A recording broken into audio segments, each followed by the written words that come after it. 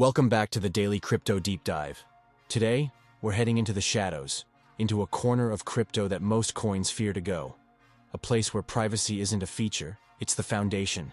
The coin that governments can't trace, exchanges can't fully control, and even blockchain analytics firms have spent a decade trying, and failing, to break.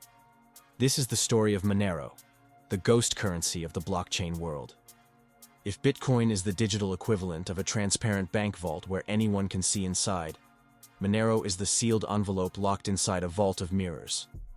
You can prove the money's there, but you'll never see who sent it, who received it, or how much changed hands. And that makes it both fascinating and frightening, depending on who you ask.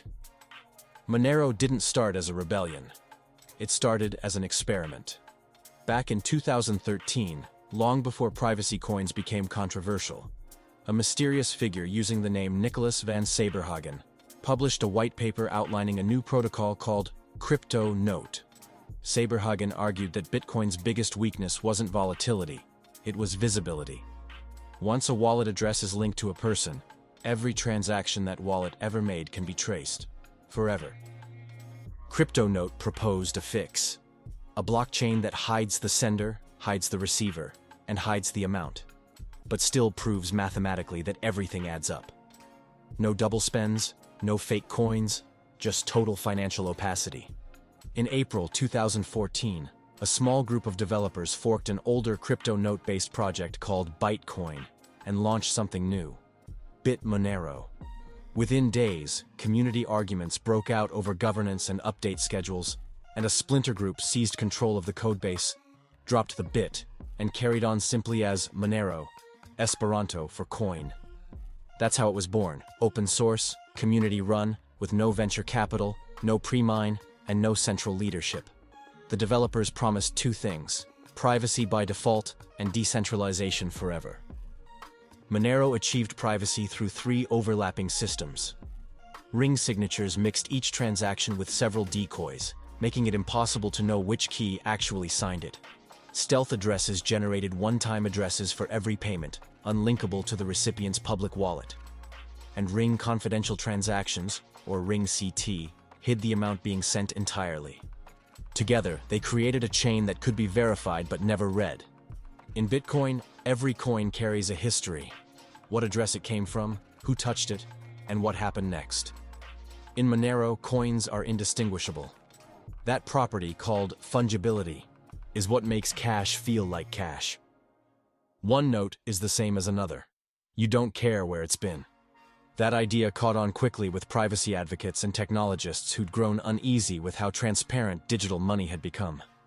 But Monero's real fame, and infamy, began in 2016.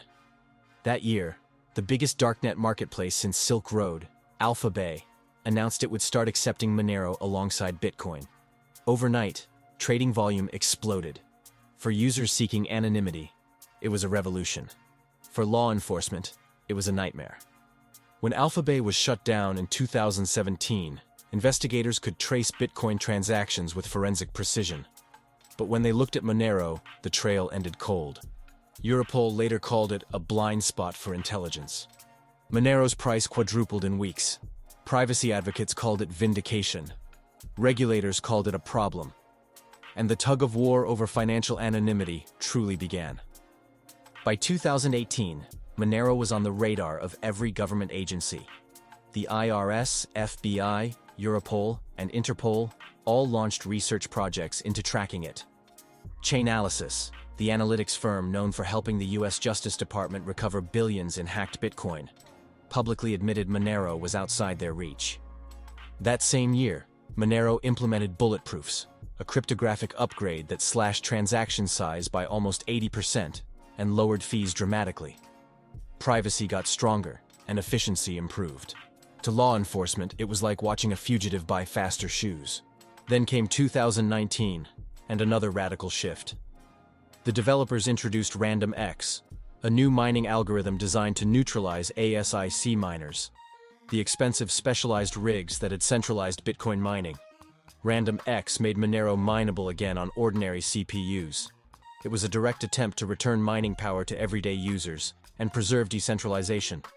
This mattered because it meant Monero wasn't just private, it was structurally democratic. Thousands of small miners across the world could participate without huge capital outlay. We are going to take a short break here. When we come back, we will be telling you about the dark side of Monero. Avoiding your unfinished home projects because you're not sure where to start?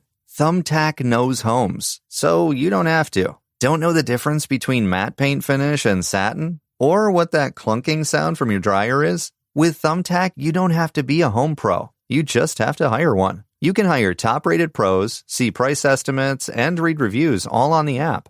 Download Thumbtack today. Welcome back. Let's pick up where we left off.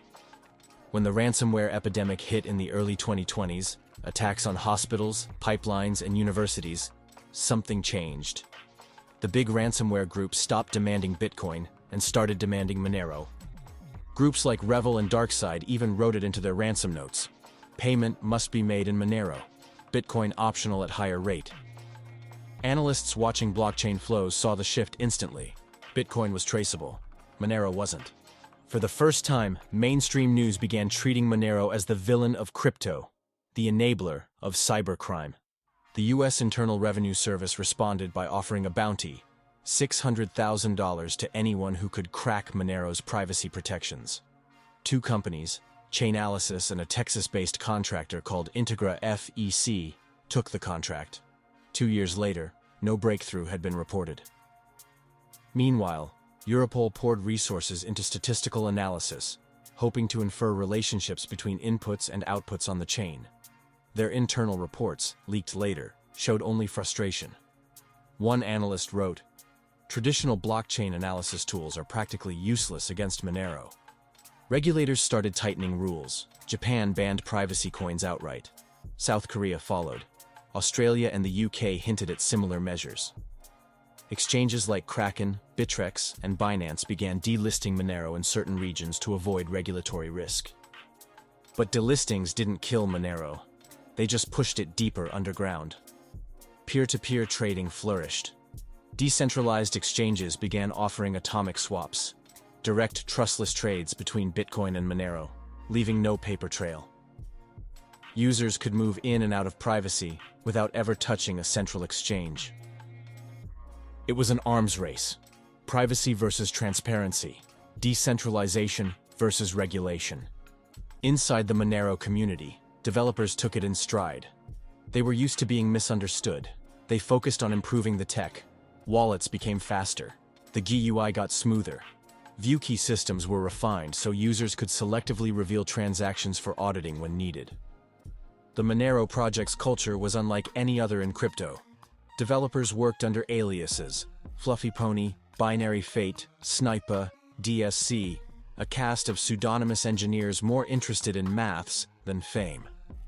When Riccardo Spagni, known as Fluffy Pony, was arrested in 2021 on unrelated fraud charges in South Africa, Monero didn't flinch. Blocks kept producing. The network didn't care who its developers were. That was the point. By 2022, Monero had survived almost a decade of scrutiny. Its community had proven something rare. A blockchain could be private, decentralized, and resilient without corporate backing or celebrity hype. That year, the project prepared its most ambitious upgrade yet: Seraphis, a next-generation protocol overhaul aiming to strengthen anonymity even further and simplify multi-signature transactions. It promised smaller proofs, faster syncs, and even deeper privacy. Analysts from MIT and the University College London called Seraphis a leap forward for applied cryptography. To regulators, it was another headache. But not all stories about Monero were criminal or technical. Some were human. In Venezuela, during the worst years of hyperinflation, Monero became a lifeline. Citizens used it to preserve value as the bolivar collapsed. In Russia and Ukraine, people used it to send donations and aid during the war, avoiding government tracking.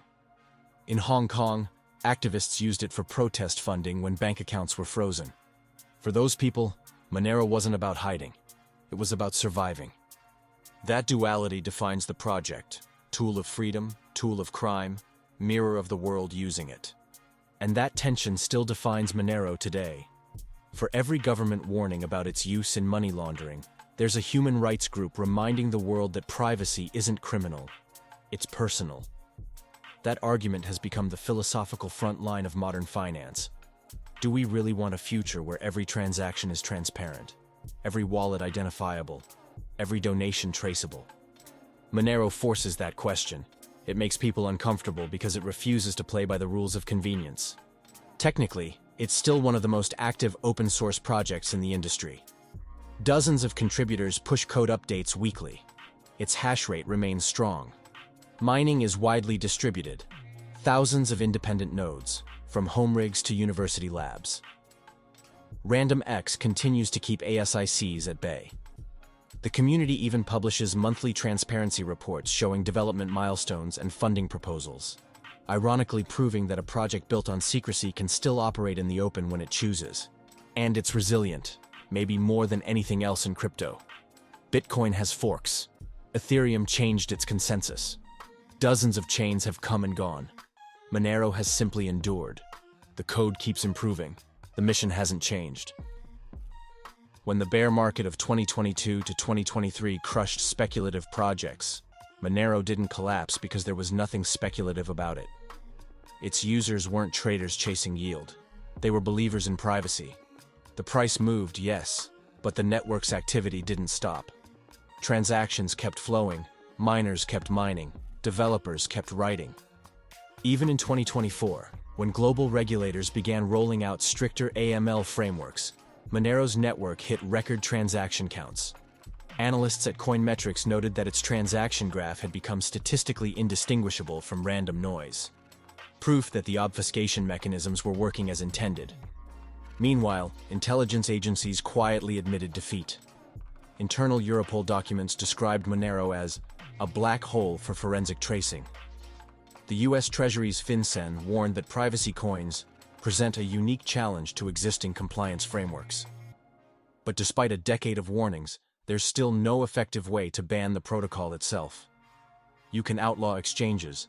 You can't outlaw math. And that's what makes Monero such a powerful symbol. It isn't just a coin, it's a referendum on control. Every time someone sends Monero, they're voting for the idea that privacy should exist in the digital economy. Of course, the headlines still swing both ways. In 2024, a European cybercrime task force seized servers from a ransomware group and found that all payments had been routed through Monero mixers. The story reignited debates about banning privacy coins altogether.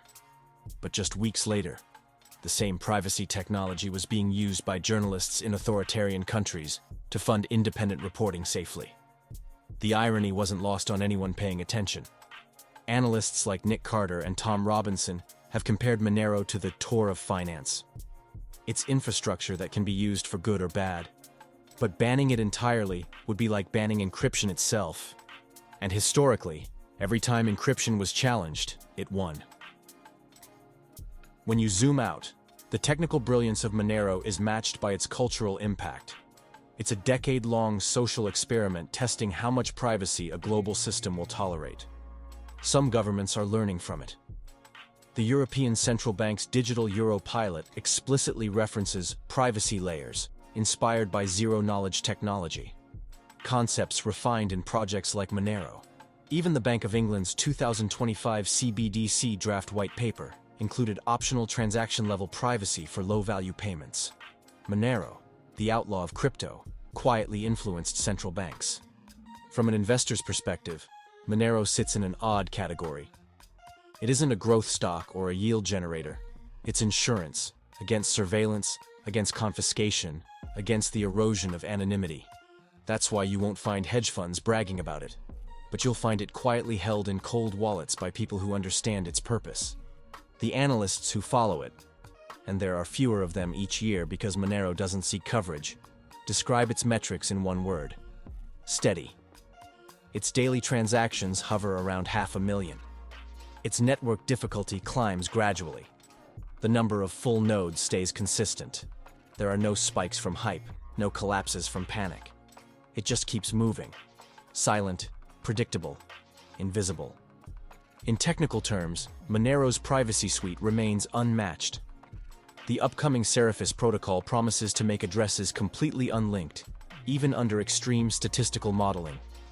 The transaction graph will effectively become noise, indistinguishable even to state-level adversaries, and the wallet improvements, such as the Frost multisig implementation, will make group custody easier without exposing data.